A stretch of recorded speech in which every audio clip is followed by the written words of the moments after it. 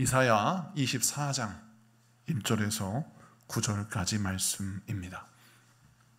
구약성경 993페이지 이사야 24장 1절에서 9절까지 말씀, 우리 다 같이 교독하겠습니다.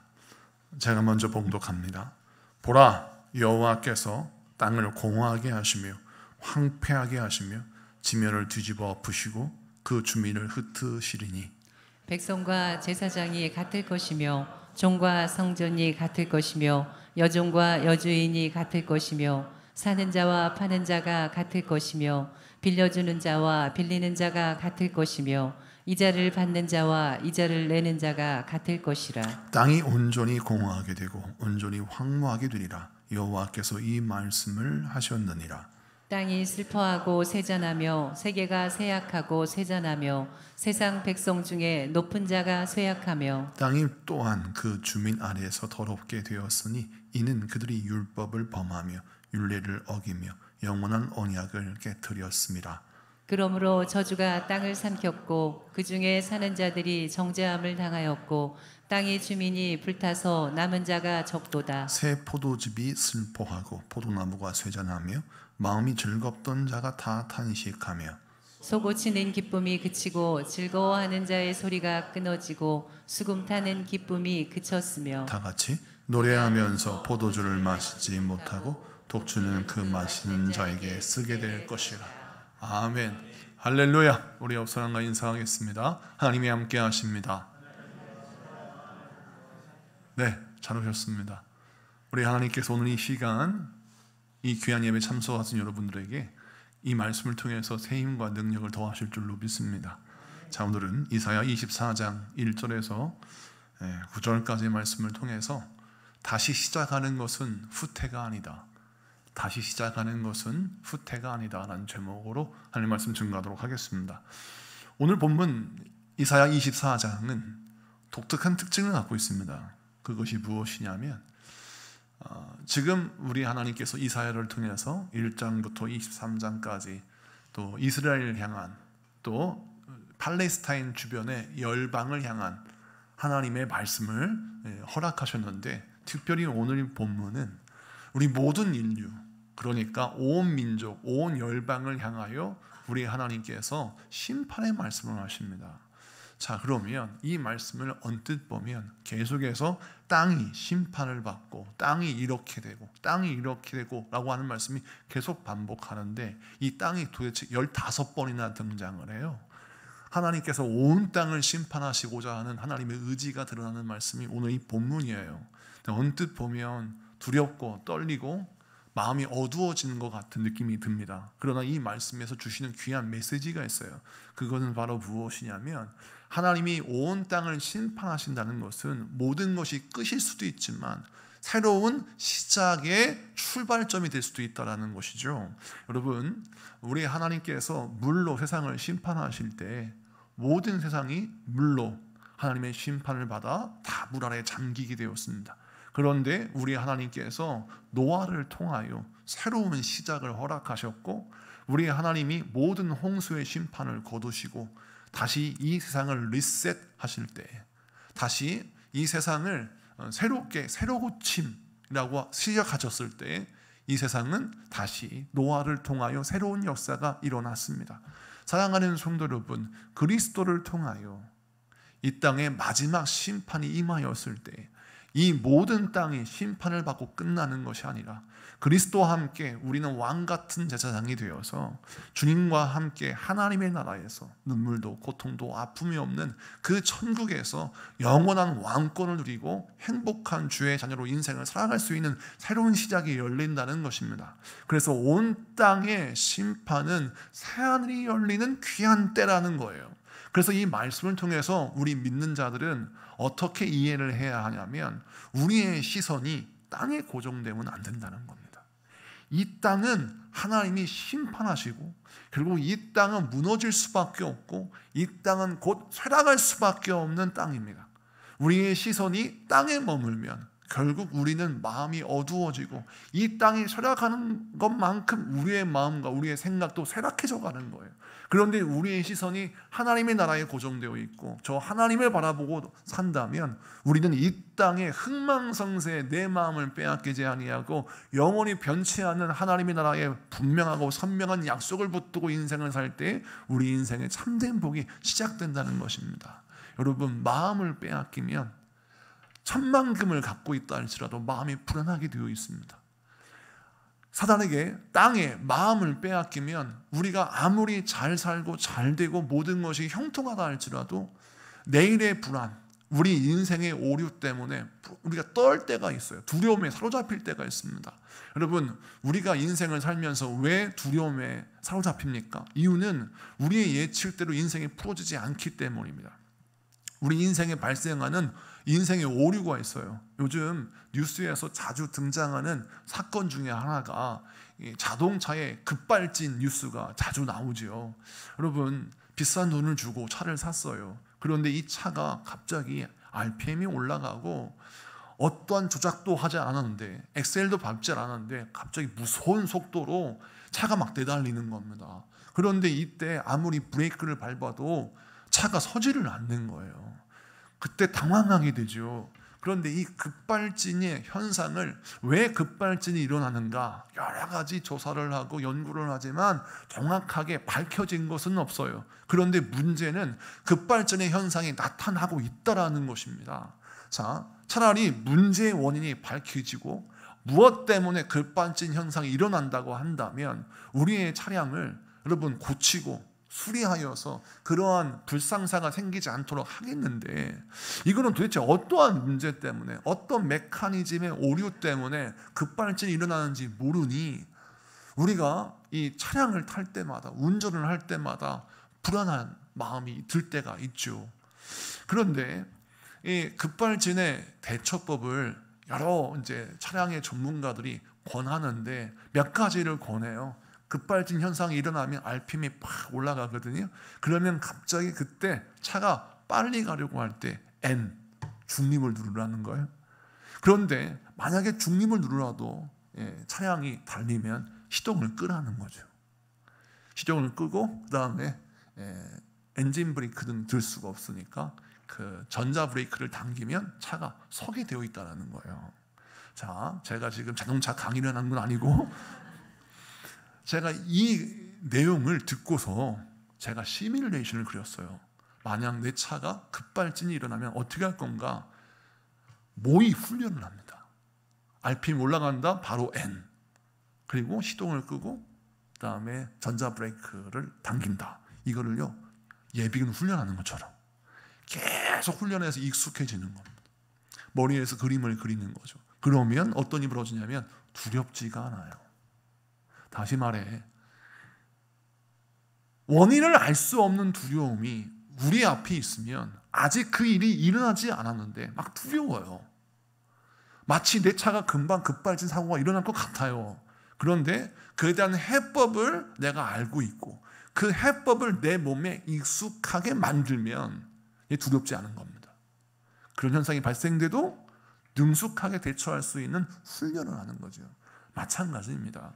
그리스도인들은 마지막 심판 때가 언제인지 우리는 사실 알 수 없어요. 오늘 임할지 내일 임할지 언제 임할지 아무도 모릅니다. 주님이 다시 오신 날 이 땅은 분명히 심판을 받습니다. 성경 말씀 2절을 볼까요? 2절 다 같이 한번 봉독합니다. 시작. 백성과 제사장이 같을 것이며 종과 상전이 같을 것이며 여종과 여주인이 같을 것이며 사는 자와 파는 자가 같을 것이며 빌려주는 자와 빌리는 자가 같을 것이며 이자를 받는 자와 이자를 내는 자가 같을 것이라. 아멘. 이 말씀이 무슨 뜻이냐면 1절부터 이어지는데 하나님이 이 땅을 심판하실 때 그 심판은 제사장과 백성, 종과 상전, 여종과 여주인, 사는 자와 파는 자, 빌려주는 자와 빌리는 자, 모든 사람, 높고 낮은 사람 가리지 않고 모두에게 심판이 임한다는 거예요. 그러니까 우리가 이 말씀을 접할 때는 두렵죠. 두렵고 떨립니다. 하나님의 심판이 임했을 때 나의 죄는 어떻게 할까? 나의 문제는 어떻게 할까? 라고 하는 두려움이 내 마음에 사로잡히게 됩니다. 자, 그런데 그때 우리는 무엇을 깨달아야 돼요? 그 마지막 심판 때에 살 길이 있다는 거예요. 그 시기가 언제 도래해야 할지 우리는 알 수 없으나 살 길이 분명히 있음을 성경은 제시하고 있습니다. 그것이 바로 무엇입니까? 예수를 나의 구원자로 영접하고 구원을 받아 예수 십자가의 복음 안에 들어가면, 예수 십자가의 복음을 붙들면 우리는 승리한다는 거예요. 알 수 없는 두려움이 우리를 붙잡아요. 알 수 없는 우울감이 우리를 사로잡아요. 알 수 없는 걱정과 염려가 우리를 흔들어요. 그럴 때 실체를 알 수 없는 두려움이 나를 엄습하니, 나를 짓누르니, 내 인생 캄캄한 것 같고 내 인생에 정말 어두움이 너무 짙어서 한 치 앞도 보이지 않으니 걱정이죠. 자, 그때 우리는 무엇을 붙들어야 돼요? 우리 하나님이 나에게 허락하신 복음의 해법을 붙들라는 거예요. 어둠이 나에게 찾아오면 빛으로 오신 예수님을 선포합니다. 내가 예수의 명하다 이 어둠의 영을 떠나갈지어다 선포하고 기도하였을 때 빛으로 오신 예수님께서 말씀의 빛으로 나의 인생을 비추시사 갈 길을 보여주시는 것입니다. 또 여러분, 걱정과 염려가 나를 엄습하여 이렇게 해도 안 될 것 같고 저렇게 해도 안 될 것 같고 인생의 불가능과 인생의 한계 속에 사로잡혀 인생의 동굴 가운데 정말 숨어있고 낙심해 있는 우리들에게 우리 주님이 기도의 삽을 주세요. 기도의 능력을 주세요. 그래서 기도의 삽을 가지고 우리의 동굴을 파고 또 파면 동굴은 터널이 되는 거예요. 그래서 우리는 어떻게 합니까? 예수의 이름으로 우리 인생의 동굴, 막힌 담을 파내면 예수 이름의 권능은 우리 인생의 새로운 길을 여는 것입니다. 그래서 여러분, 두려움 속에 갇히지 말고 두려움에 사로잡히지 말고 실패를 걱정하여 발을 동동 구르지 말고 내게 허락하신 예수의 이름, 그 이름의 권세를 사용하고 내게 허락하신 그 예수 이름으로 기도하는 특권, 그 기도의 특권을 사용하여서 여러분이 인생의 동굴을 터널로 만드신 여러분에게 축복합니다. 걱정과 염려하면 우리는 동굴이 되지만 우리가 믿음으로 선포하고 기도하면 동굴은 터널이 되는 거예요. 이 말씀 붙들고 승리하신 여러분에게 축복합니다. 자, 그 다음 말씀을 좀 보면 4절, 5절, 6절입니다. 4절, 5절, 6절 다 같이 봉독합니다. 4절, 5절, 6절 시작. 땅이 슬퍼하고 쇠잔하며 세계가 쇠약하고 쇠잔하며 세상 백성 중에 높은 자가 쇠약하며 땅이 또한 그 주민 아래서 더럽게 되었으니 이는 그들이 율법을 범하며 율례를 어기며 영원한 언약을 깨뜨렸음이라. 그러므로 저주가 땅을 삼켰고 그 중에 사는 자들이 정죄함을 당하였고 땅의 주민이 불타서 남은 자가 적도다. 아멘. 자, 이 말씀을 읽어보면 굉장히 좀 이해할 수 없는, 이해하기 어려운 표현을 쓰여져 있는데 이거를 현대인의 성경 버전으로 보겠습니다. 먼저 4절을 볼까요? 이 4절 다 같이 읽습니다. 시작.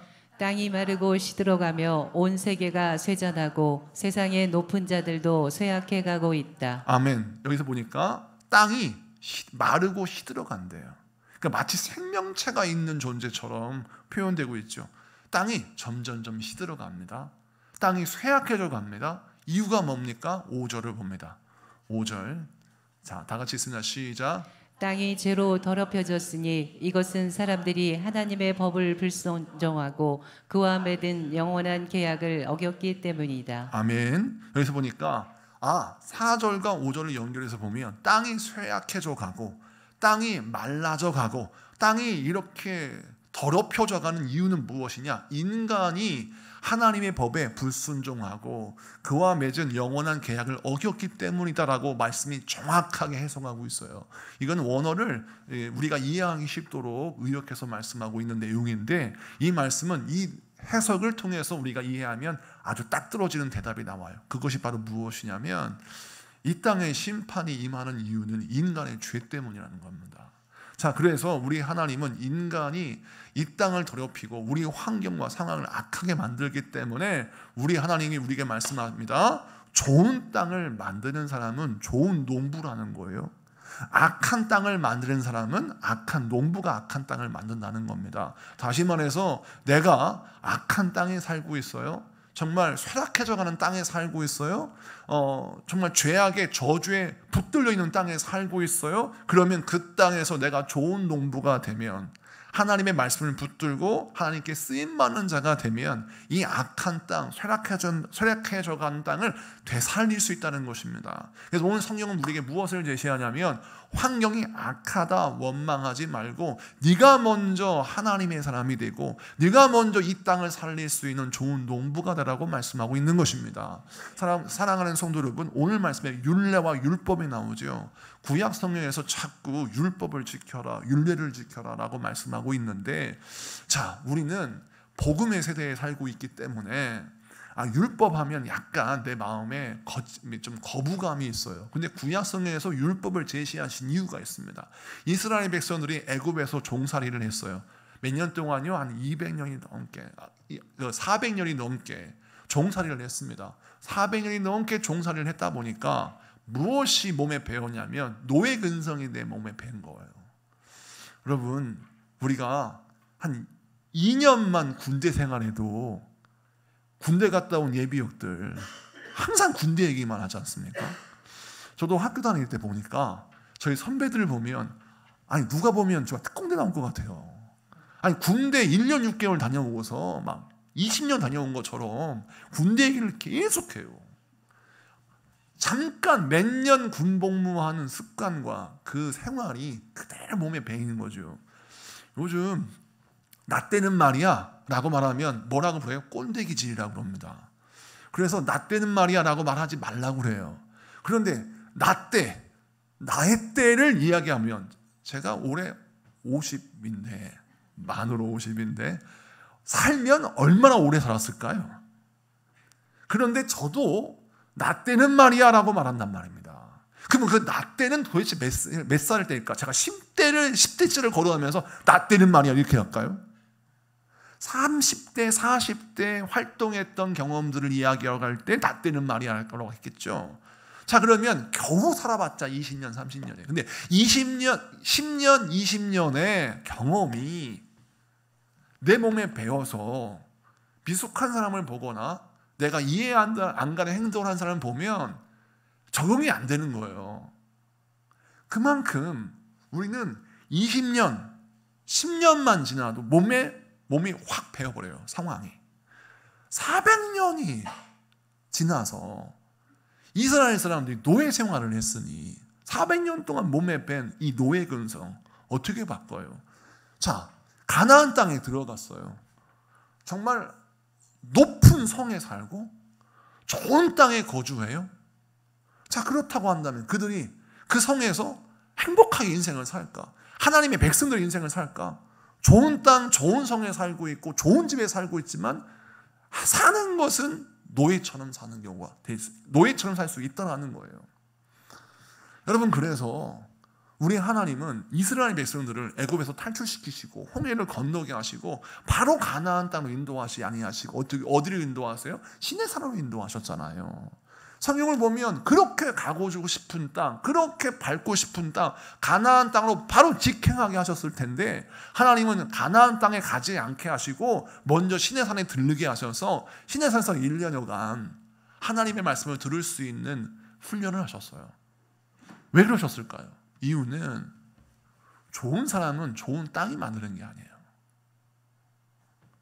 좋은 땅은 좋은 사람이 만드는 거기 때문에 그렇습니다. 여러분, 우리 하나님은 노예 근성에 찌들어 있는 이스라엘 백성들에게 하나님의 말씀을 가르쳐서 그들에게 어떤 기준을 세우기를 원했어요.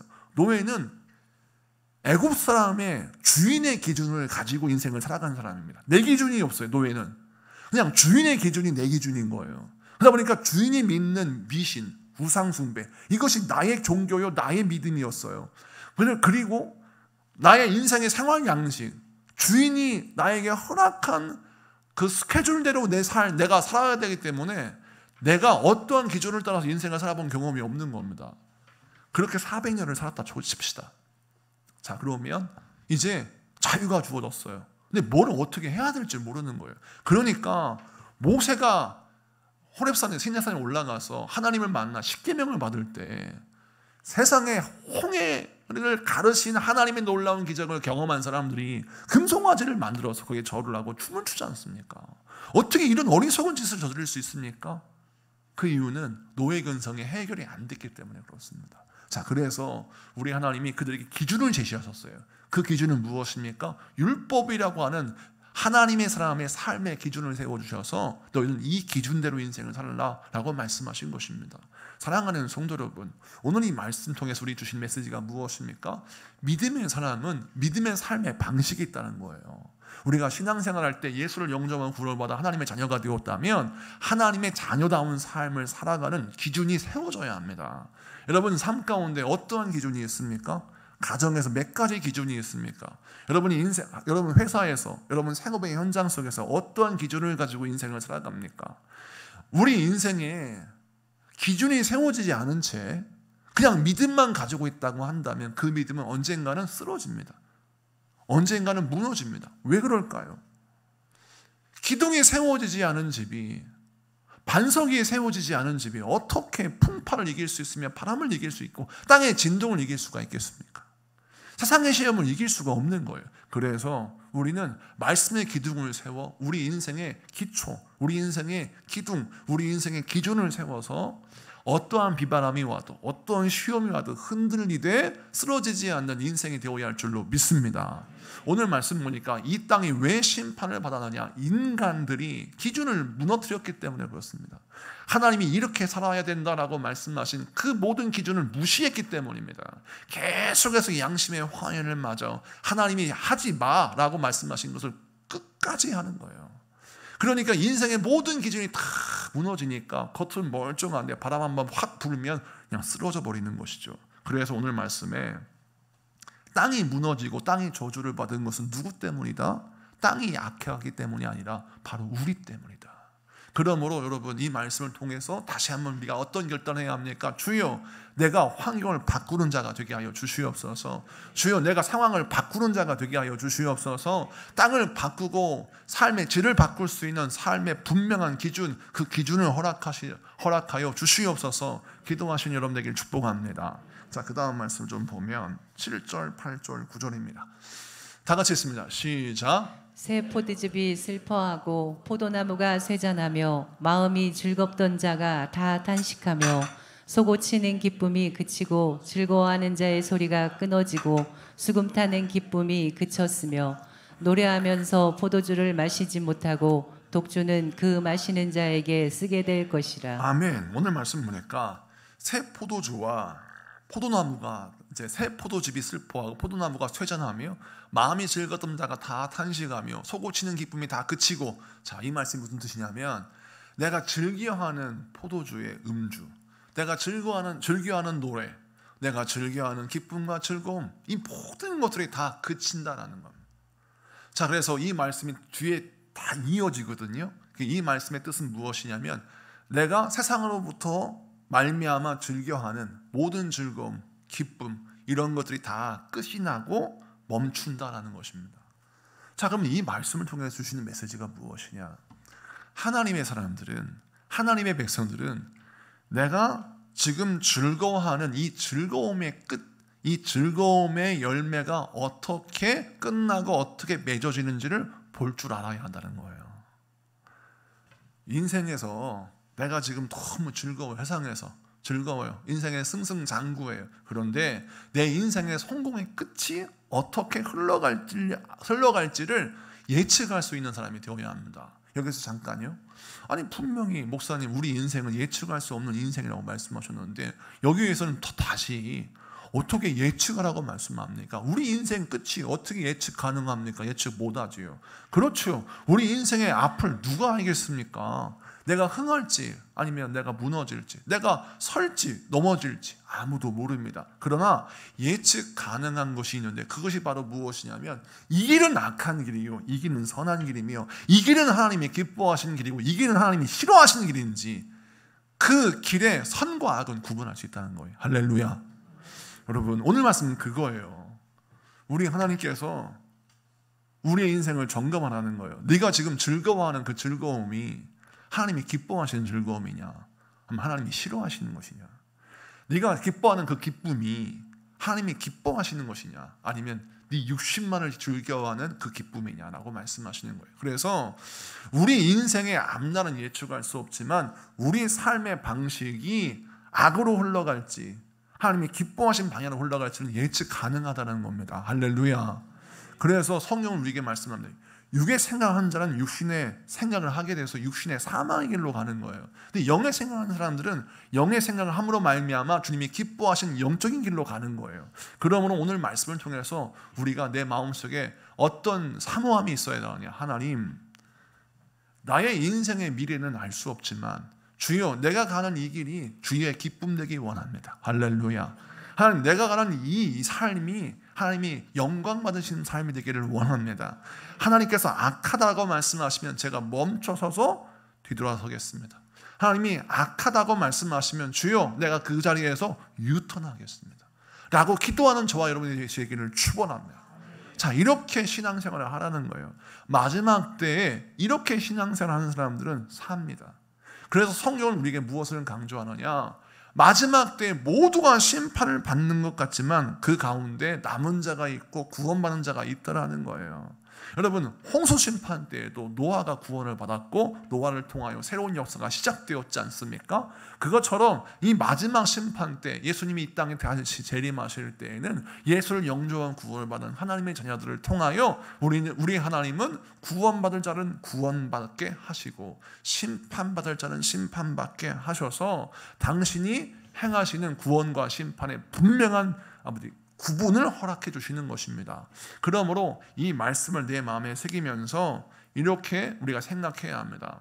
내가 오늘 말하는 말, 이 말의 열매가 어떻게 맺힐지, 내가 걷는 이 길의 끝이 어떤 목적지가 나올지, 이것은 우리가 분별할 줄 알아야 한다는 거예요. 말에 씨를 심었어요. 내가 지금 콩을 심은지 내가 알아요. 내가 팥을 심은지 압니다. 그런데 콩을 심어놓고 팥을 심었다고 우기는 거예요. 복의 씨를 심어야 되고 순종의 씨를 심어야 되고 믿음의 씨를 심어야 되는데 의심과 불평과 원망의 씨를 심어놓고 복이 오기를 기다리고 뭔가 변화가 오기를 기다린단 말이에요. 그런데 성경은 우리에게 강조합니다. 심은 대로 거둔다. 심은 대로 거둔다. 그러므로 우리가 무엇을 심는지를 잘 분별해야 합니다. 성경은 분명히 강조하고 있습니다. 너희가 즐거워하는 모든 포도즙과 즐거워하는 모든 기쁨과 음악 다 쇠약해져 간다. 끝이 반드시 온다. 그러므로 네가 즐거워하는 것이 무엇인지 분별해서 하나님이 기뻐하시는 삶, 하나님이 기뻐하시는 인생 살아가는 저와 여러분에게를 축복합니다. 말씀을 마치고 정리합니다. 오늘 성경을 보니까 중요한 강조점이 있어요. 그것이 무엇입니까? 온 땅은 심판을 받지만 하나님 바라보고 저 천국을 향하여 인생을 살아가는 사람들은 그 심판의 때에도 구원을 얻고 그 심판의 때에도 생명을 얻어요. 여러분, 이 땅은 하나님의 심판대 앞으로 달려가고 있어요. 그런데 땅만 바라보면 우리 인생은 암울합니다. 저와 여러분 무엇을 바라보고 인생을 살아야 합니까? 땅을 바라보지 않고 주님 바라보신 여러분들에게 축복합니다. 이 땅을 바라보지 않고 저 하나님 나라를 바라보신 여러분들에게 축복합니다. 우리가 또 기도할 때 우리 삶의 기준을 무너뜨리는 악한 원수 마귀의 유혹이 있어요. 절대 유혹에 넘어가지 마십시오. 마귀는 여러분의 인생에 말씀의 기둥을 부시는데 목적을 가지고 있어요. 하나하나 부셔놓습니다. 전부 다 양보하라고 하잖아요. 오늘은 너의 갈비뼈 하나를 양보해라. 오늘은 너의 다리뼈 하나를 양보해라. 오늘은 너의 엉덩이뼈 하나를 양보해라. 계속해서 우리 인생에 골격을 갖추는, 기초를 이루는 뼈 하나를 하나하나 부러뜨려 놓으려고 해요. 여러분, 절대 빼앗기면 안 됩니다. 우리 주님이 우리가 허락하시는 말씀의 기둥, 말씀의 기초, 이것을 굳건하게 세워서 승리하는 여러분들에게 축복합니다. 세 번째, 오늘 주신 말씀을 내 마음에 새기면서 주여, 내가 예측 가능한 길을 걷게 하여 주시옵소서. 이 길의 끝이 하나님이 보시기에 기쁨인지 하나님이 보시기에 악인지 분별할 수 있는 영을 허락하여 주시옵소서. 내가 지금 무엇을 심고 있는지 알게 하여 주시옵소서. 여러분, 내가 지금 복의 씨를 심고 있는지 악의 씨를 심고 있는지 하나님이 기뻐하시는 믿음의 씨를 심고 있는지 불신의 씨를 심고 있는지 이거는 알아야 될 거 아니에요. 그런데 무작정 아무 씨나 뿌려요. 그리고 복의 열매만 얻기를 원한다는 겁니다. 이거 어리석은 짓이죠. 우리는 씨를 뿌릴 때에도 분별해서 뿌려야 합니다. 말을 할 때에도, 행동을 할 때에도 내가 어떤 걸 심어야 되는가, 하나님이 기뻐하시는 걸 심어야지. 이 믿음으로 승리하신 여러분에게 축복합니다. 우리 찬양하고 기도하겠습니다.